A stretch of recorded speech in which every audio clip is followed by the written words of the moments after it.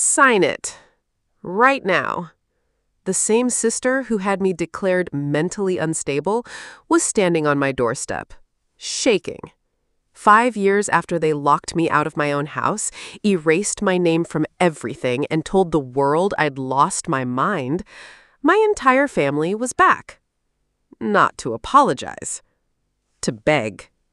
They took my inheritance, put me under emergency guardianship, and convinced everyone I couldn't be trusted with my own life, while they controlled every dollar my grandfather left me. Now Rebecca was thrusting a document into my hands, my father refusing to look at me, until I noticed the logo at the top, a legal firm I'd never seen before, and a clause already highlighted. I started reading, and halfway down the page, I stopped. Then I looked up at them and smiled. Before we go anywhere further, comment where in the world you are watching from, and make sure to subscribe because tomorrow's story is one you don't want to miss.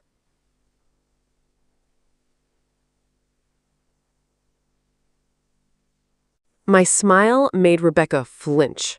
Not a full reaction, just a flicker, but I caught it. Her grip tightened on the folder, like she was afraid I might drop it, or worse, understand it. Daniel, it's just a formality. We don't have time to go back and forth on this. We.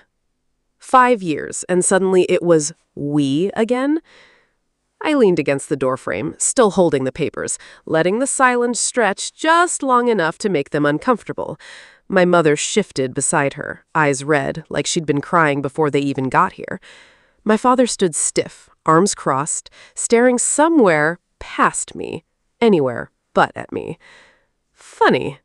Back then, he couldn't look away while they told the judge I wasn't fit to manage my own life. I glanced down at the document again. Clean formatting, legal language, but not the kind I remembered from the day everything was taken from me. This was different, more urgent, more desperate. You drove all the way out here for this? I asked. Rebecca nodded too fast. We didn't have a choice. That word hung in the air. No choice. The same words she used the day she stood in my living room, telling me I needed temporary help, while 2 strangers waited by the door with paperwork already signed. I turned the page slowly, watching her out of the corner of my eye. Every movement I made, she tracked. Every second I took, she got more tense. Who prepared this? I asked, tapping the logo at the firm. A specialist. It doesn't matter. What matters is you sign it today. Today. I let out a quiet breath, then looked back down, reading more carefully this time, line by line, clause by clause. And then I saw it. Not hidden, not buried, highlighted. My thumb paused over the line, and for the first time since they showed up, I felt something shift. I looked up at Rebecca. You said this would fix everything, right? She nodded, relief flashing across her face. I held her gaze for a beat longer, then asked, Who told you that? They didn't destroy me overnight. They built a case. Back then, I was 24, living in my grandfather's house, the same one my parents used to call too far or too quiet whenever he needed help. But I stayed. Every day, every night when his breathing got worse, every appointment, every medication, every small thing that no one wanted to deal with. He trusted me. Not in a dramatic, speech-making way, just quietly. The way he'd hand me his keys without asking, or look at me when the doctor spoke like he expected me to understand. And I did. Rebecca noticed that. At first it was small comments, harmless on the surface. You look exhausted, Daniel. Are you sure you're handling all this okay? You've been under a lot of stress. Concern. That's what it sounded like. But it didn't feel like concern. It felt like she was documenting me. Every time I snapped from lack of sleep, every time I hesitated answering a question, every time I admitted I was overwhelmed, it was like she filed it away somewhere. I didn't think much of it, not then, until the day my grandfather passed away. The house was quiet in a way I'd never heard before, too still, too final, and for a moment it felt like everything I'd been holding together just dropped. The will was read 3 days later. We sat in a sterile office, all of us dressed like we were still pretending this was about grief. And then the lawyer said it. Most of the estate transferred to me. Not everything, but enough that the room shifted instantly. Rebecca smiled, but it didn't reach her eyes. My father leaned back slowly, like he was recalculating something. My mother blinked too many times, her hands tightening in her lap. No one argued, no one protested, they just accepted it. Which should have been my first warning, because the next day, Rebecca called me. Her voice was soft again, careful.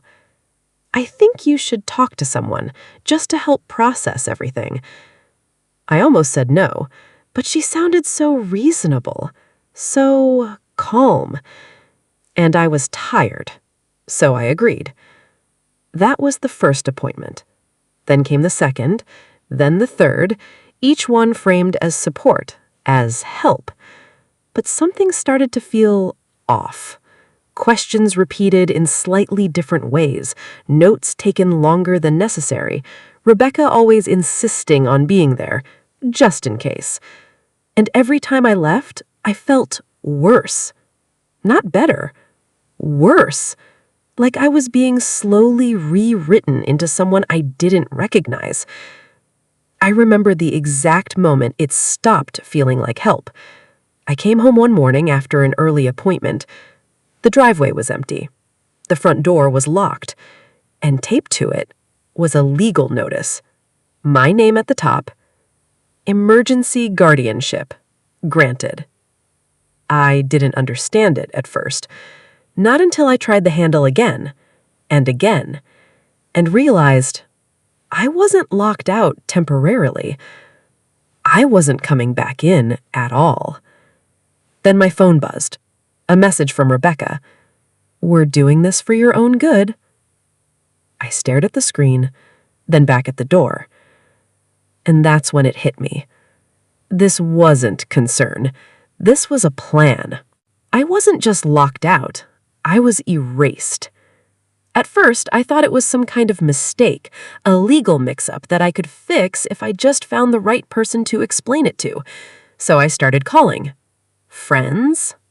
No answer. Then replies hours later. Short, distant. Hey, I heard what happened. Hope you're getting help. Getting help. I called my cousin. Straight to voicemail, then a text. Rebecca said you're not okay right now. Maybe give it time. That's when the panic started to settle into something colder. This wasn't confusion. This was coordinated.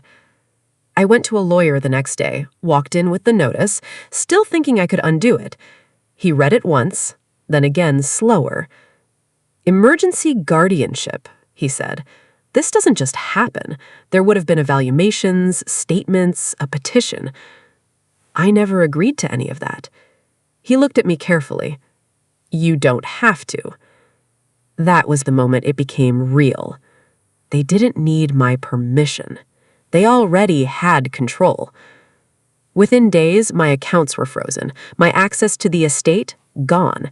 Every dollar my grandfather left me was now managed under the guardianship. Managed by Rebecca. I went back to the house, not to argue, just to understand. Rebecca opened the door but didn't step aside. You shouldn't be here, she said quietly. That's my house.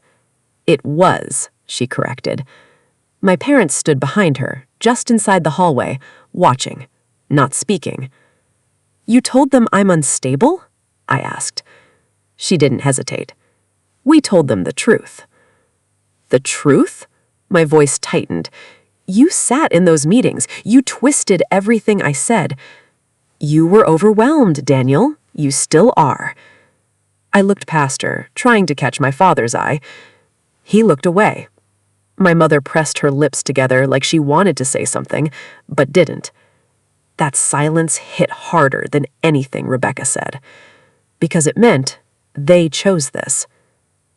"I took care of him," I said, my voice lower now, "when none of you did." Rebecca's expression didn't change. "And now we're taking care of you." Then she stepped back and closed the door, right in my face. That night, I slept in my car.